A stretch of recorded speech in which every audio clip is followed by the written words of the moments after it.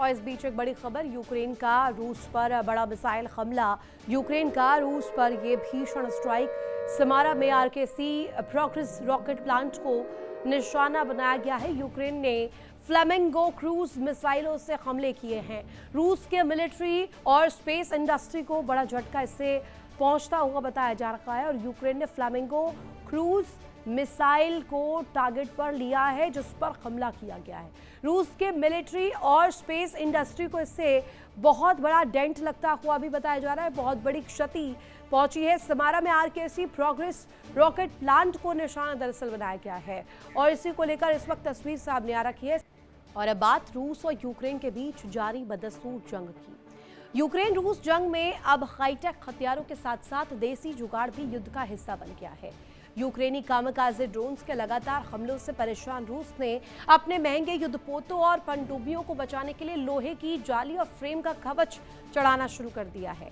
समंदर में तैरते इन युद्धपोतों का अतरंगी लुक देखकर इन्हें इसका मैड मैक्स अवतार कहा जा रहा है। कैसे और क्यों, दिखाते हैं आपको।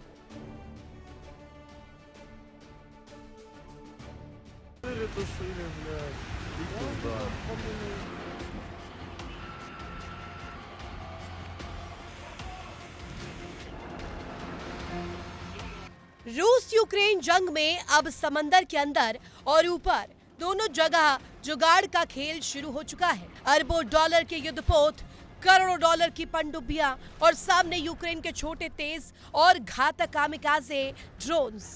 हाईटेक हथियारों की इस लड़ाई में रूस ने अब ऐसा डिफेंस तैयार किया है जिसे देखकर दुनिया हैरान है।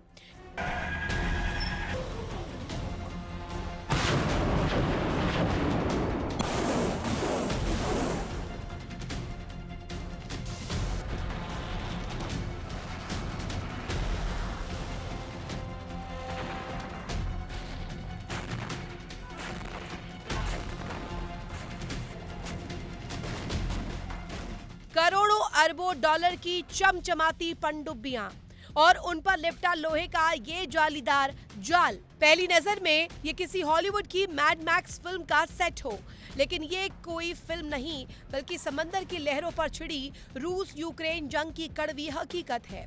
समंदर में यूक्रेन के सस्ते और घातक कामिकाजे ड्रोन्स के खौफ ने रूसी नौसेना को देसी जुगाड़ अपनाने पर मजबूर कर दिया।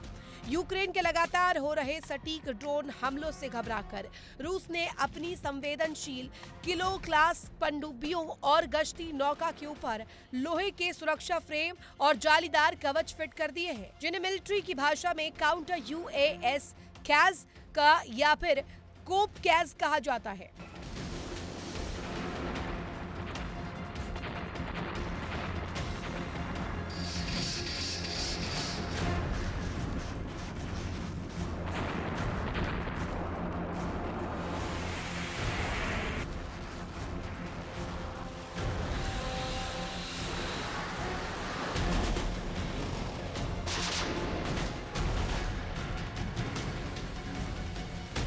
सैटेलाइट तस्वीरों और रिपोर्ट्स में काला सागर के बेड़े की किलो क्लास पनडुब्बियों पर ऐसे लोहे के ढांचे दिखाई दिए हैं।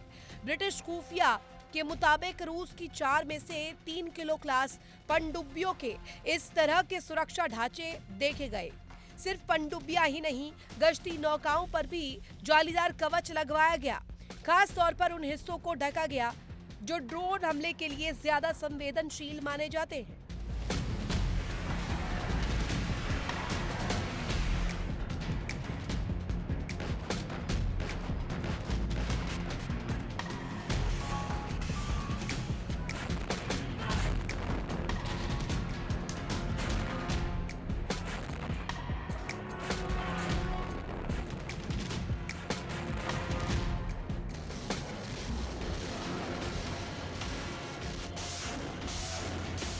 लेकिन सवाल है, आखिर रूस को ऐसा करने की जरूरत क्यों पड़ी? जवाब है यूक्रेन के समुद्री ड्रोन्स।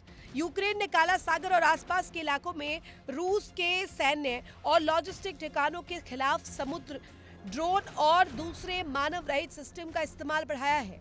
छोटे आकार के ये ड्रोन अपेक्षाकृत सस्ते हैं, लेकिन इनका निशाना बेहद महंगा हो सकता है।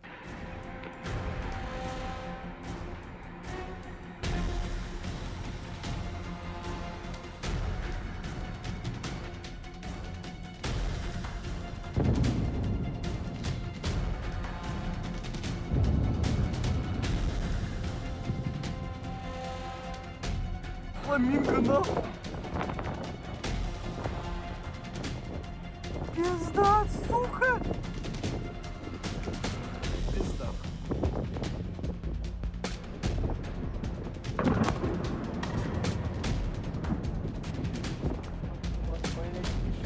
यानी मुकाबला कुछ ऐसा, हजारों लाखों डॉलर का ड्रोन सामने करोड़ों अरबों डॉलर की सैन्य संपत्ति, और यही आसमान मुकाबला रूस के लिए बड़ी चुनौती बन गया है।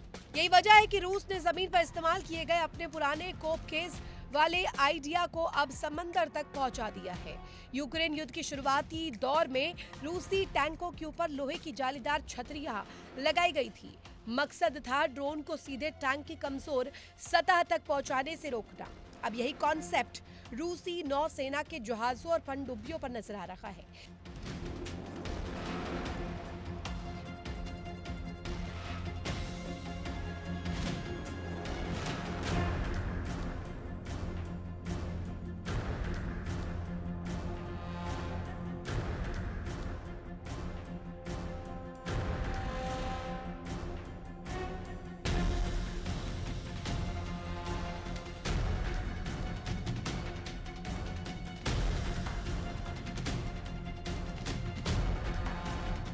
यानी जमीन से लेकर अब समंदर में भी जुगाड़ू कवच। रूस के लिए चुनौती सिर्फ यूक्रेनी ड्रोन तक सीमित नहीं है। क्रीमिया में मौजूद अपने अहम नौसैनिक ठिकानों पर बढ़ते हमलों के बाद रूस ने कई नौसैनिक संपत्तियों और नोवोरोसिस्क जैसे अपेक्षाकृत सुरक्षित ठिकानों की ओर शिफ्ट किया, लेकिन यूक्रेन के ड्रोन और मिसाइल हमलों की पहुंच वहां तक भी दिखाई दी। 12 अगस्त को नोवोरोसिस्क इलाके में हमले की खबरों के बाद रूस की समुद्री सुरक्षा को लेकर सवाल और बढ़ गए। यानी ठिकाना बदला, लेकिन ड्रोन का खतरा पीछा करता रहा।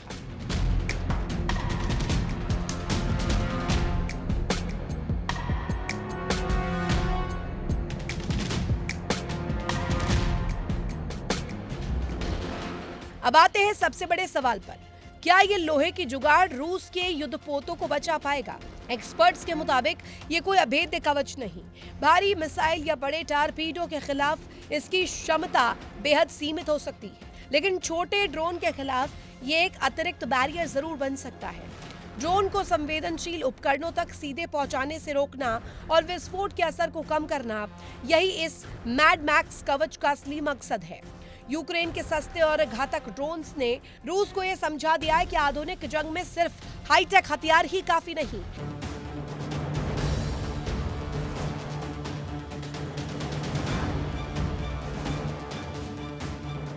नौ महीने की गश्त, समंदर में बारूदी तूफान और 200 दिनों तक बिना किसी पोर्ट कॉल के तैनात रहने के बाद आखिरकार यूएसएस अब्राहम लिंकन अरब सागर छोड़ने पर मजबूर हो गया है।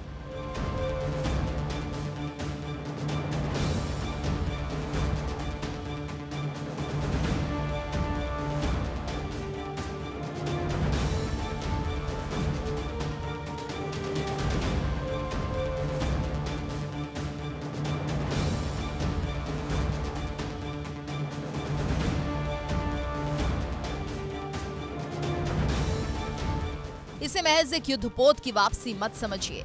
ये इस बात पर मोहर है कि अजय योद्धा की छवि वाला अमेरिका ईरान के सामने बेबस महसूस कर रहा है। जिस नाकाबंदी को डोनाल्ड ट्रंप अपना तुरुप का इक्का मान रहे थे, अब उसी में वॉशिंगटन खुद उलझता नजर आ रहा है।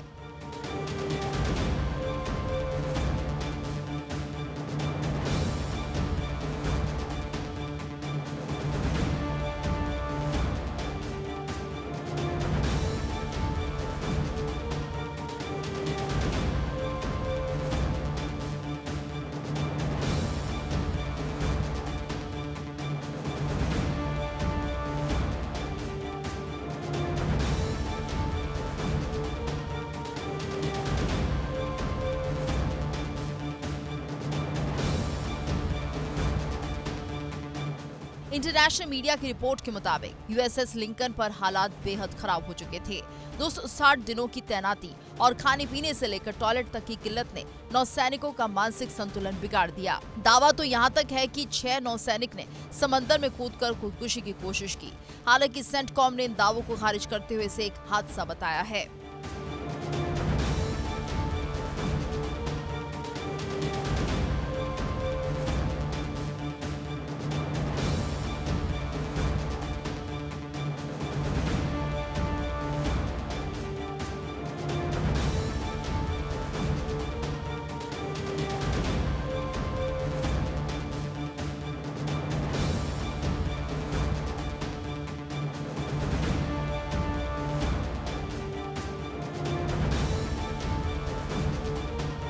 कभी कभी लोहे का जुगाड़ भी अरबों डॉलर की ताकत को बचाने में काम आ सकता है।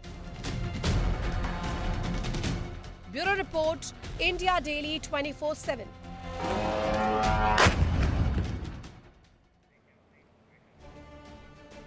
और इसी के साथ आज के इस खास बुलेटिन में बस इतना ही। रुकेंगे बहुत छोटे से ब्रेक के लिए। आप बने रहिए इंडिया डेली के साथ। देखिए इंडिया डेली 24/7 अब आपके स्मार्ट टीवी पर। इंडिया डेली मौजूद है सभी डिजिटल प्लेटफॉर्म पर लाइव और लगातार। इंडिया डेली 24/7 हर दिन राष्ट्र को समर्पित।